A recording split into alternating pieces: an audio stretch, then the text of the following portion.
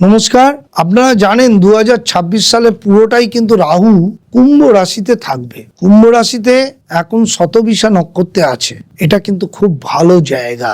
বিশেষ করে কোন রাশি প্রচুর পরিমাণে অর্থ রোজগার করবে এবং কোন রাশি 2026 সালে কোটিপতি হওয়ার যোগ আছে সেইটা বলতে শুরু করছি। সেটা কিন্তু রাহু আর শনির প্রভাবেই হবে, কারণ এই দুটো রাশি যাদের বলবান হয়ে যাবে তার ফলে তাদের অর্থ রাখার জায়গা পাবে না। 2026 সালে কোন কোন রাশির সেই উন্নতি আসবে সেইটা নিয়েই আজকে বলবো। সবচেয়ে বেশি লাভবান হবে বৃষ রাশি। বৃষ রাশির কিন্তু অর্থনৈতিক উন্নতি এবং কোটিপতি পয়সা রাখতে পারবেন না সঠিকভাবে পরিকল্পনা করে এগোতে পারলে। তাদের কিন্তু চরম সাফল্য আসতে চলেছে বৃষ রাশির জাতক জাতিকাদের 2026 সাল। কর্মক্ষেত্রে উন্নতি, ব্যবসায় উন্নতি, লেখাপড়ায় উন্নতি কি না হতে চলেছে। আর শনি বলবান যদি থাকে, রাহু যদি তার বলবান থাকে, তাহলে তো আর কথাই নেই।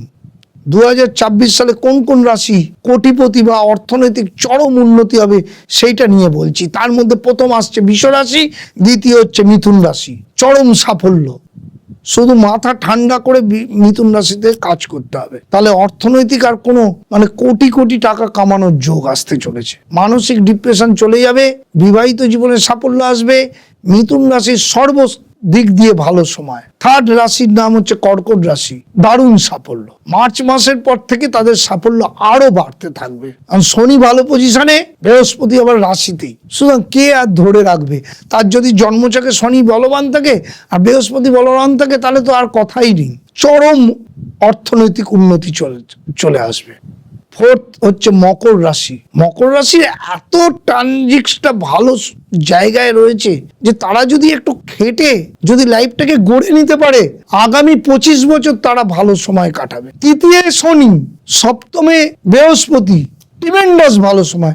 শতবিশা নক্ষত্র তাকে প্রচুর কাজ দেবে, প্রচুর অপরচুনিটি দেবে মকর রাশির।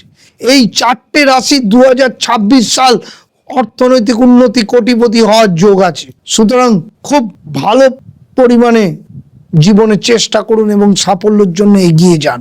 দেখবেন আপনাদের লাইফে এই চারটে রাশির 2026 সাল চরম উন্নতি। আমার চ্যানেলটা অবশ্যই সাবস্ক্রাইব এবং লাইক করে দেবেন। প্রত্যেক মুহূর্ত আলোচনাগুলো শুনুন, দেখবেন আপনার জীবনে অনেক কিছু জানতে পারবেন। আজ এই পর্যন্ত। সবাই ভালো থাকবেন। নমস্কার।